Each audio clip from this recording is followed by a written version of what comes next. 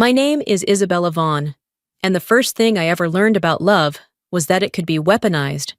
It was a January afternoon with steps glazed in ice, the kind that made the wood hiss under your socks. Evan grinned at me from the landing, the way boys do when they're sure the world will catch them if they fall. I held the laundry basket against my ribs and told him to move. He didn't. He set his shoulder, a playful nudge that wasn't playful, and the basket cracked into the banister as my feet slid out from under me. The rail flashed, the air punched from my lungs, and when I hit the bottom, my left arm screamed like metal torn in a storm. By the time our parents came in from the driveway, Evan was already crying big, gulping sobs that looked good in the light. He said he tried to help. He said I slipped. Mom rubbed his back and told me not to make it worse by stirring things up. Dad pressed a plastic bag of peas against my wrist and told me to be careful next time. Evan sniffled, tucked beneath their arms like he belonged there, and I sat on the cold tile learning how to swallow pain without making a sound. That was the rhythm of our house. Evan made the mess. I made the room quiet again. He skipped school and called it a sick day. He raided Dad's wallet and called it an emergency. He laughed in Mom's face and called it a joke.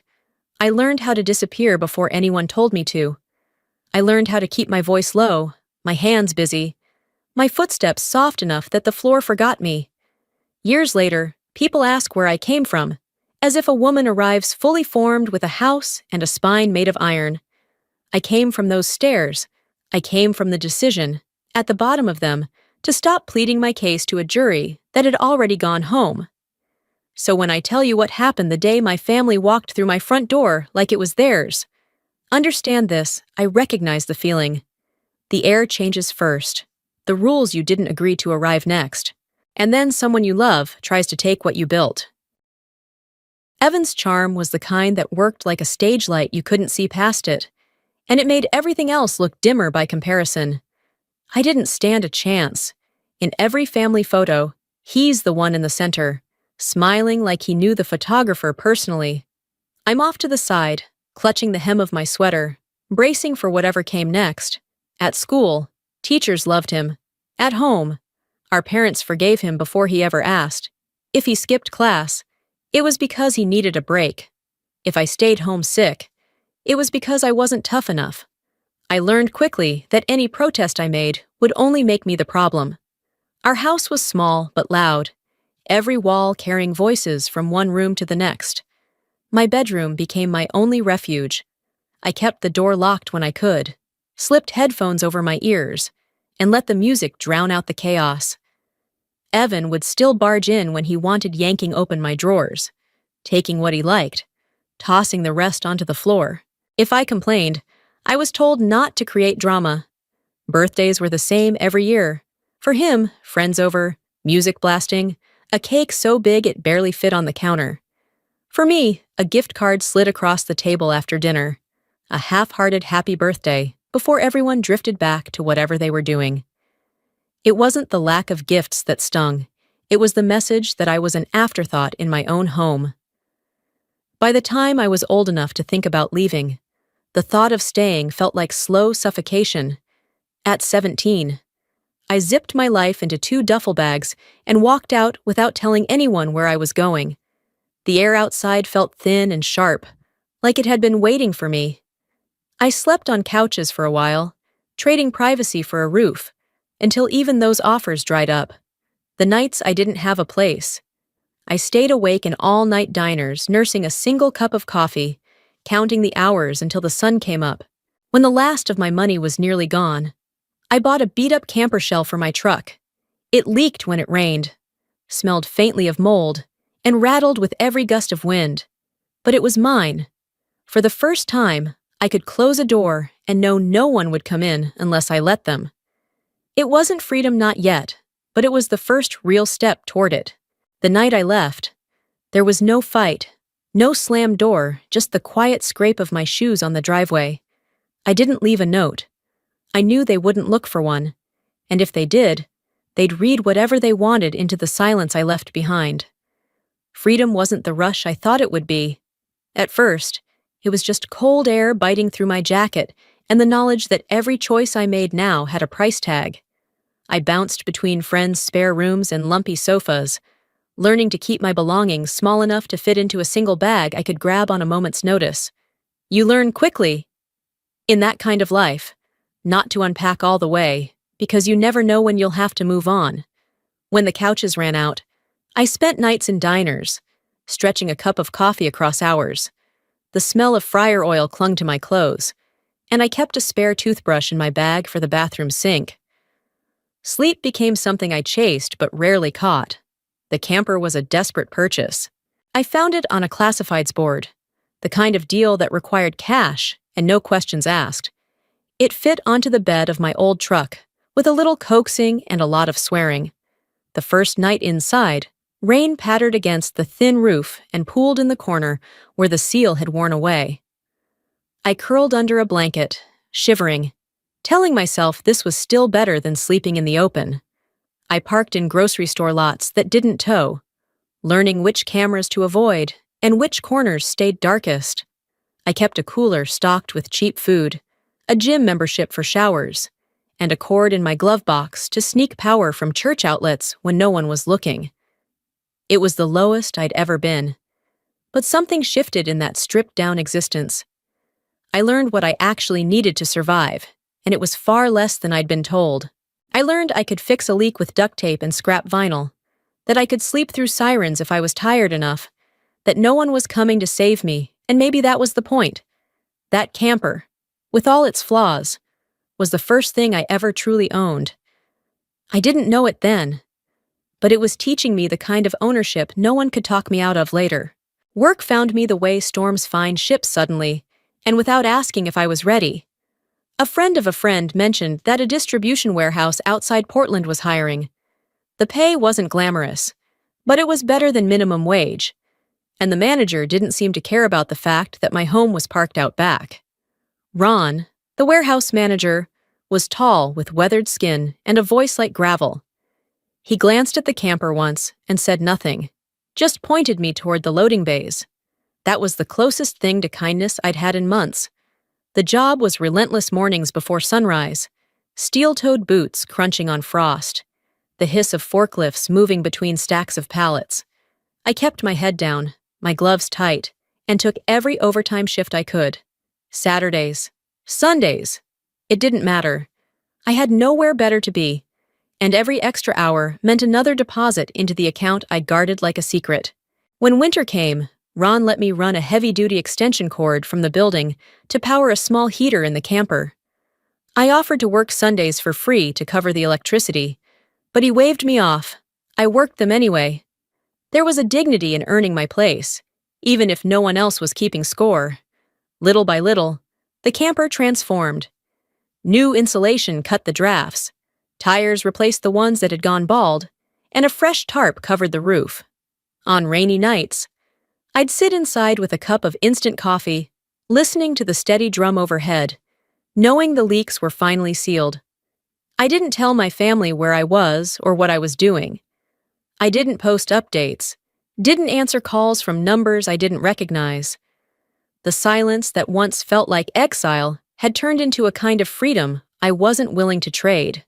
Months passed like that, quiet, disciplined, almost invisible, until one afternoon I noticed a piece of paper taped to the break room wall. It was a real estate listing, a modest 3-bedroom with peeling siding and a crooked front step. My hand tore the number from the page before my brain could argue.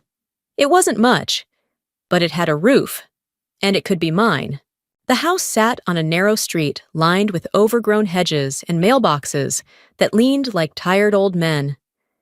Its siding had faded to a pale, weathered gray, and the front step sagged just enough to make you hesitate before putting your weight on it. But when I walked through the front door, the air smelled faintly of dust and pine, and the light from the single living room window pooled on the floor like it belonged there. It wasn't perfect, but it didn't need to be. It just needed to be mine. I emptied nearly every dollar from my savings account for the down payment. When the loan officer slid the papers toward me, my hands shook as I signed. Outside, in the parking lot, I sat in my truck and cried not from sadness, but from the release of years I didn't even know I'd been holding inside. For days after closing, I drove past the place in the evenings, slowing down to see the porch light flicker on against the dusk. It felt like the house was waiting for me, patient and quiet. Moving in was its own ceremony. I slept on the bare floor that first night, wrapped in 2 blankets, the hum of a space heater beside me. I woke up with a stiff neck, but a strange kind of peace. The next day, I parked the truck in the back and carefully lowered the camper off its bed. I scrubbed its walls, patched the corners, and covered it with a tarp before tucking it against the fence. It wasn't just storage, it was a reminder of the ground I'd clawed my way up from. A week later, on impulse, I took a photo of the porch light and the house number, posting it on Facebook with the caption, "Built this life from the back of a truck." I didn't expect much, maybe a few likes, a stray comment from someone I used to work with, and for a while, that's all it was. Just a quiet, private victory I allowed a few people to witness. I didn't know it yet, but that single photo would be the breadcrumb trail that led my family straight to my door. And when they arrived, it wouldn't be to congratulate me. It was a Saturday morning when the knock came sharp, impatient, the kind of sound that expects you to answer fast. I opened the door and froze. Evan stood there with that same casual smirk I remembered, Lydia at his side, my parents just behind them. They looked like they were arriving for a holiday dinner, not an uninvited inspection. I never gave them my address. They never asked. Yet here they were, lined up on my porch like actors in a play I didn't audition for. Before I could say a word, they pushed past me into the living room. My parents drifted down the hall, running their hands along the walls as if appraising the place. Lydia leaned into Evan, whispering something that made them both laugh. My father opened kitchen cabinets without asking, like he was already rearranging them in his head. "You've got a lot of space for just one person," my mother said. Her voice dipped in a kind of false sweetness that made my skin crawl. I trailed them, my pulse loud in my ears, feeling the house shift under their presence. It was like watching an invasion happen in slow motion. When they finally left, Evan lingered at the door. His hand rested casually on the frame. His smile practiced. "Let's talk soon," he said. "I've got something you'll want to hear." The next afternoon, he showed up alone. He didn't knock, just tapped once and stepped inside, making himself at home in my kitchen chair. "This place makes sense for us," he began. "Closer to my job, better schools. You've got the extra rooms." He took a sip of his coffee, like he'd just offered me a golden opportunity. "Lydia's pregnant again, so we could really use the space. You'd still be here, obviously, but we'd need the master for the baby. You could take one of the smaller rooms, or just move back into the camper. You were fine in there before, right?" Something in me snapped, quiet but final. I planted my hands on the table and looked him dead in the eye. "No," I said.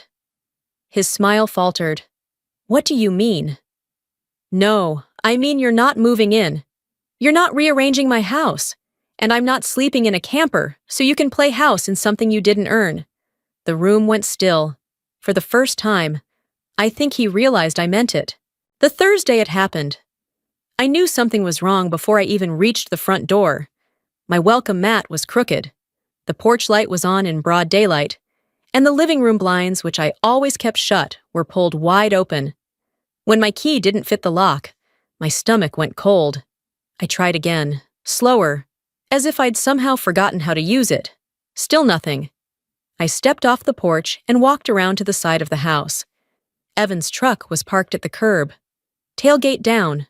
Through the front window, I saw Lydia stacking boxes in the hallway like she'd lived there her whole life.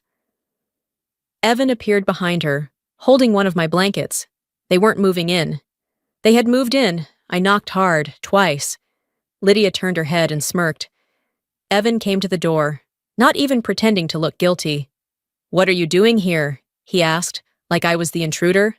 "This is my house," I said, my voice low and cold. He held up a folded paper, already creased and stained. "You signed this rental agreement. You said we could take the place for a while. I took one look at the shaky scrawl at the bottom. That's not my signature." You forged this! Lydia stepped up behind him, arms crossed. Don't be dramatic. Isabella, you left the door open, so we just made it official. I pulled out my phone and started recording. Evan moved to block the lens, but I kept filming. You're trespassing, I said evenly. And you broke my lock. Lydia lunged forward, slapping the phone from my hand. It hit the floor and kept recording. I called the police. They arrived within 10 minutes. I showed them my deed, the text messages, even pulled up the Facebook post with the house number and date. Evan tried to waive the fake lease again, but the officers didn't bite. Lydia cursed at them, claimed I'd abandoned the property. It didn't work. They were ordered to leave immediately. The officers stood by as they dragged their boxes back to the truck. Lydia muttered threats under her breath the whole time. When the door finally closed behind them, the air in the house felt wrong, like their presence was still clinging to the walls. I locked the door twice and stood there, letting the silence settle. For once, it was mine again. News traveled faster than I expected.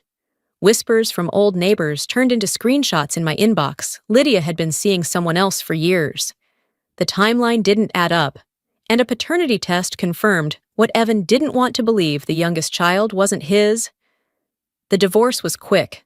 Lydia vanished, supposedly to Arizona, leaving the kids behind. Evan moved back in with our parents, but the boy who once filled every room with noise now barely spoke. I didn't reach out. I didn't gloat. Some truths didn't need an audience. One evening, Evan showed up at my porch. He didn't knock, just stood there with his hands in his pockets. "It's for Noah," he said finally. "He can't sleep at Mom and Dad's. Too loud, too crowded." His eyes flicked toward the backyard, where the camper sat under its tarp. I told him he could use it, but there would be rules: no visitors I hadn't met, no noise after dark, no turning it into something it wasn't. I wrote it all down and had him sign. A week later, I heard the dull thump of a soccer ball in the grass. The kids drifted in and out of my yard like it was neutral ground. They didn't ask questions. They just stayed close. One night, I found Evan sitting on the camper floor, shoulders shaking. "I ruined everything," he whispered. "I let them ruin you, too." I didn't tell him he was wrong. I just let the silence stand between us. Not long after, my parents came by. No speeches, no demands, just my mother's quiet words. "We were wrong. You didn't deserve it." For the first time, I believed her. The house felt different now, not because they'd changed, but because I had. I'd drawn the line, and it held. Some people think justice is payback, but standing in my kitchen, hearing the steady hum of my own home, I knew the truth: real justice is keeping what they once thought they could take.